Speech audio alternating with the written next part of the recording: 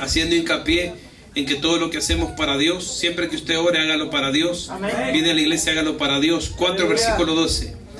Dice, aleluya, a fin de perfeccionar a los santos para la obra del ministerio, para la edificación del cuerpo de Cristo. Verso 13, remarcan en su corazón, dice, hasta que todos lleguemos a la unidad de la fe y del conocimiento del Hijo de Dios, a un varón perfecto, a la medida de la estatura de la plenitud de Cristo. Sí, amén. Ahí nomasito, ni más ni menos. Sienten, hermano.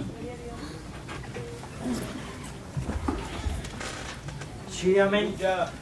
Aleluya. Fíjate bien, la necesidad de llegar a la madurez para poder exhortar. Amén. ¿Y qué tiene que ver esto? Y seguramente miramos nosotros el pasaje anterior que habla de los pastores, los profetas, los apóstoles, los maestros. Y la palabra dice que todo esto Dios lo creó, lo formó para poder perfeccionar a la iglesia de Cristo. Amén. Gloria a Jesús. Pero la necesidad de que todos nosotros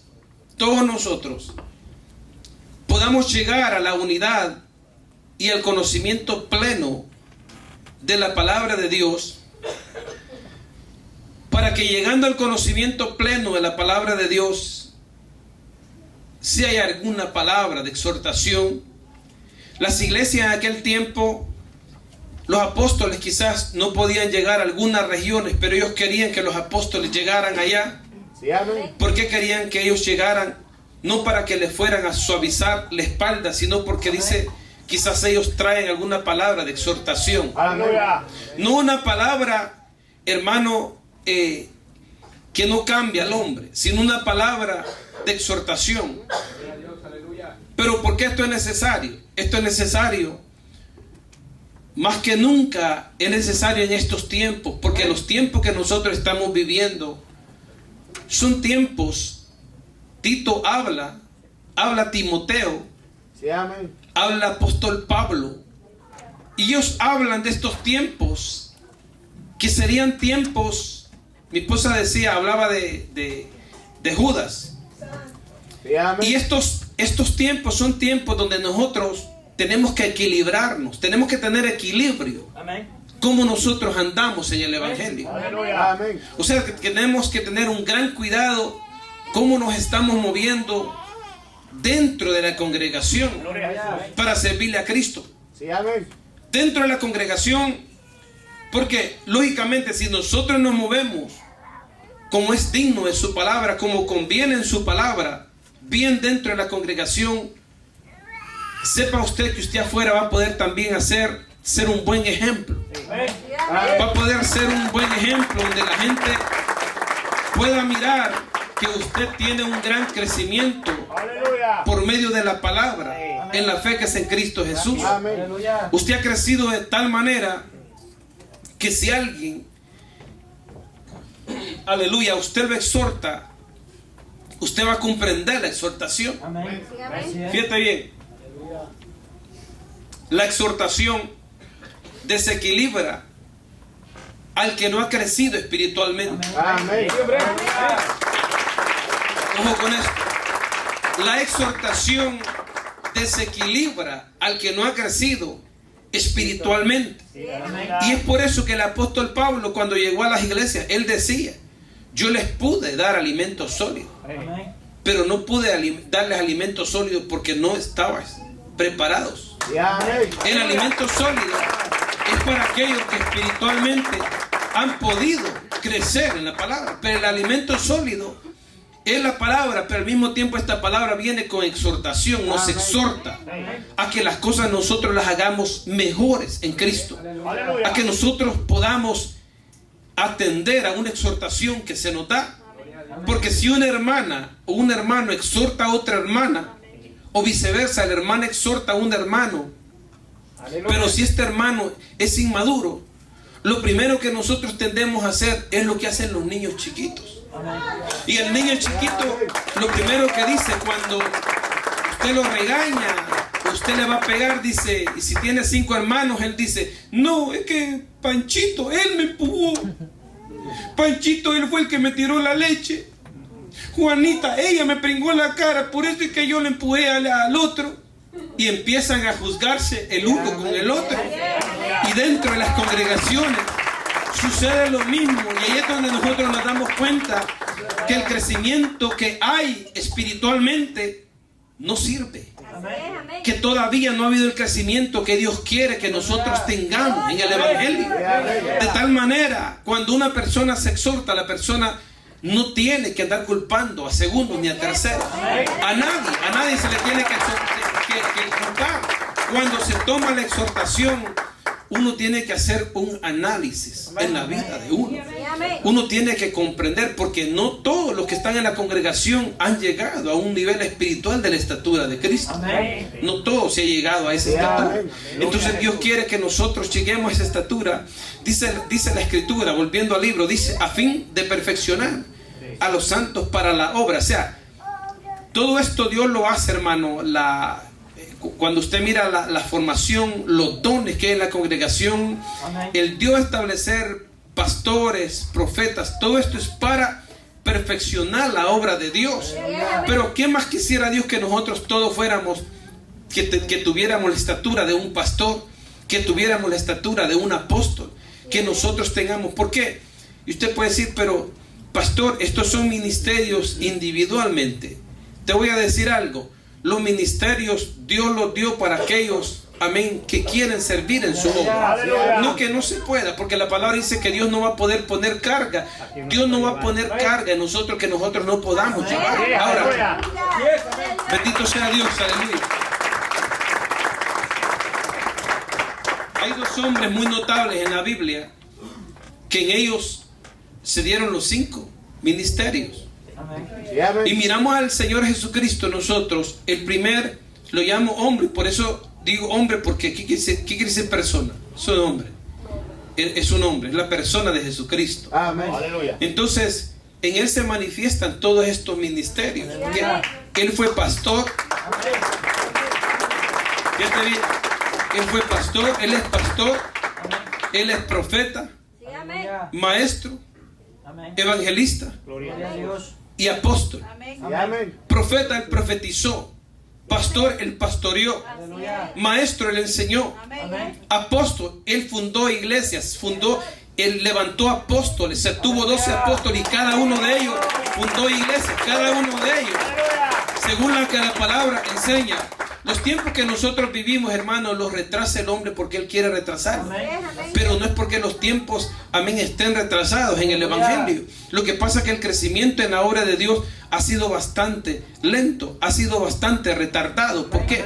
Por la rebeldía y el desinterés por llegar a la madurez de la palabra plena del Evangelio. Es el desinterés. Es el desinterés que se ha tenido en la congregación. Amén. ¿Por qué? Porque dentro de las mismas iglesias la gente a veces se confunde. Dentro de los mismos hermanos hay una confusión. Y a veces dicen, hermano, no, es que a mí me gusta más como Julano fuera pastor. O Julana mejor hubiera sido ella la pastora. O Julano hubiera sido mejor él un líder. Yo a él sí lo miro con esta actitud. A Julana sí la miro con esta actitud. Amén. Pero ¿por qué es? No es por otra cosa, sino por la palabra. Es por la palabra, porque mucha gente mira al pastor y dice, es que él es demasiado así no se predica, así no se tiene que hacer. Dicen muchos de los que están acá, que yo los conozco de cara, pero de corazón solo Cristo. Pero la revelación viene del Espíritu Santo y Él muestra todo lo oculto. Aleluya, todo lo oculto. Y la palabra dice que por los frutos se conoce el árbol. Y por los mismos frutos se conocen los mismos hermanos quienes están de parte del pastor y quienes están fuera de parte del pastor. Porque el que está como el pastor, los hermanos que están siguiendo lo del pastor, ¿qué fue el problema que tuvo el apóstol Pedro? Cuando a Pedro lo miraron calentándose del sumo sacerdote que estaba ahí y estaban buscando, estaban escarbando quienes habían andado con él. Y dijeron de Pedro que se estaba calentando. Tú andabas con él, le dijeron. Entonces dijo él, yo no, es que a ti dice, tú hablas como él. ¿Por qué? Porque dice la palabra que Pedro era un hombre del vulgo. Pero Pedro ya no andaba en el vulgo. Pedro ya aprendió a hablar como hablaba nuestro Señor Jesucristo. Aleluya. Entonces mismo los hermanos que a veces no tienen la verdad, muchos que no se han afirmado en la verdad, no hablan como el pastor. Amén. Hasta predicar, no predican como el pastor. Puede ser que salgan a la calle, pero no es lo que el pastor les ha enseñado.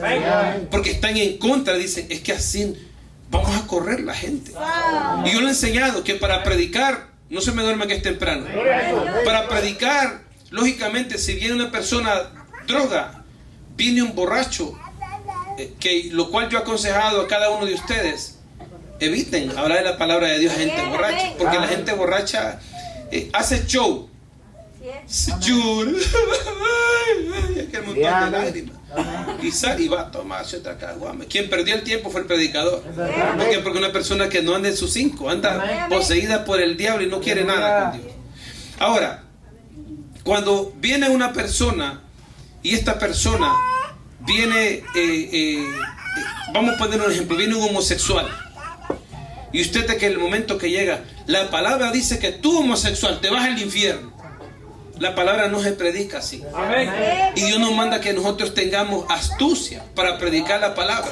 Yo lo primero, cuando alguien me ha mirado predicar, la palabra de Dios se predica de esta forma. Yo le digo, Cristo te ama. Varón, yo le digo primeramente varón, ¿qué es varón? Cristo te ama. Dios te llamó con un propósito, Dios te está llamando. El que esté yo aquí predicando, me puedes mirar como un ser humano, pero es el mismo Dios que te ha salido al encuentro. Cristo tiene un propósito para tu vida. Acuérdate bien que la palabra dice que los brujos, que los borrachos, que los idólatras, que los homosexuales, que los afeminados, pero ahí le está cayendo a él. Pero usted no puede irse de esa forma tabla, de un solo así. ¿Por qué? Porque a la gente la va a destruir, al hermano. Ahora, no se puede llegar con una palabra papita. No se le puede llegar con una palabra a una persona a predicarle y decirle, así, es que no es de un solo. Y el pastor no está ahí. El pastor no está ahí. Porque tienen falsa doctrina. Entonces dicen, no es de un solo. Realmente el cambio, varón, Dios no te pide todo de un solo. El cambio lo vas a dar poco a poco. Aunque el pastor dice una cosa, pero yo digo otra. Did you understand what I'm saying? El pastor dice una cosa, pero el hermanito o la hermanita andan regando otro tipo de veneno para matar los moscos. Un veneno que no funciona. Ese veneno no funciona para matar los demonios. Eso los atonta nomás. Pero el demonio es el mitad todavía. Pero cuando la gente, Dios quiere que nosotros, la iglesia, llegue al conocimiento pleno. Pleno. Pleno. No conocimiento aguado. Conocimiento pleno es discernir lo bueno y lo malo. Llamarle a lo malo, malo, y llamarle a lo bueno, bueno. Aleluya. Eso es lo que Dios quiere en su palabra. ¿Por qué? Porque si nosotros tenemos este discernimiento aún dentro de la congregación, usted se va a dar cuenta, a una persona se le redarguye, llegamos al conocimiento pleno de la palabra de Dios. Y yo me he puesto como ejemplo en la misma congregación. Porque el hermano Matías, el hermano Dagoberto, y hacen una falta, lo que sea. Primero yo les he enseñado. Uno, ¿me está escuchando, hermano pastor? Acá estoy predicando. Gloria a Jesús. Entonces, Aleluya. yo no voy a venir y decirle a este hermano, tal cosa, es inmadurez dentro de la congregación. Yo estoy predicando y se levanta el hermano Matías y me dice a mí, no, pero usted ¿por qué no corrige a su esposa? Do you follow me? ¿Me está siguiendo lo que estoy predicando? Y usted no me puede decir, ¿qué es lo que usted está mostrando con eso? Que usted es una persona inmadura. Usted es una persona inmadura. Pero si el hermano capta y el hermano sale a la congregación o me llama, pastor, pero fíjate que yo he mirado esta falta en los hermanitos tales y tales. Es maduro. Es maduro porque él no está dañando la iglesia. El propósito del diablo es destruir la congregación. El propósito del diablo es destruir la iglesia. Yo corrijo al hermano pastor Porque yo quiero que el hermano pastor, cuando esté hombre, eso va a ser medicina para los papás. Ellos van a decir, si él, yo sé que cuando me lo corregían chiquito, a mí me dolía. Sí, amén. Amén. Pero ahora es un hombre. Amén. Y ahora es un siervo, tiene una Biblia, se corrigió a hacer las cosas bien. Aleluya. Y eso es una bendición para la familia. Es una bendición para el evangelio. Porque ahora él va a enseñar también a otros a ser corregidos. Pero por la inmadurez que hay en las congregaciones, se forman bochinches, se arman chismes dentro de los mismos hermanos. Entonces dicen, ¿y él por qué no dice a fulano? Mira a su hijo. Dice, mi hijo, yo lo tengo claro. Gloria a Dios. Que sean a veces rebeldes es una cosa, pero claro, estoy en el evangelio y lo que estoy haciendo y lo corregiré conforme a la Biblia, no conforme al calor humano. A nadie, cualquier persona puede, apláudale fuerte, que no es para mí, que están en contra. Los que no están a favor del evangelio, aplaudan fuerte. Esta palabra se les va a recordar en aquel tiempo, si llevan al infierno, que la palabra se les predicó y eran rebeldes dentro de la misma iglesia. Que hay gente que aún dentro de la misma iglesia no les parece la doctrina, no les parece la forma como se enseña. ¿Por qué? Porque están a oscuras, la vista la tienen bien corta, están retardados en la palabra. Pero una persona que ha crecido en el evangelio, una persona entiende y dice, no hombre, es cierto lo que el pastor dice. Yo no me voy a dejar llevar por doña Coca o don Coco. No, Cocolizo me está llevando más bien a la perdición con este consejo que me está dando. Aleluya. Pero el hermano entendido tiene que entender por la palabra. Tiene que llegar a la madurez del evangelio. Cuando se postra usted, yo le he enseñado a la congregación y les he dicho, no una vez, 1000 veces, 4000 veces, ya estoy cansado. Y les digo, cuando uno predica a una persona, usted sale a la calle a predicar y yo miro un hijo del diablo que se me para enfrente y con esa astucia que tienen, que le hacen así con la Biblia, hasta le hacen así. Sí, amén.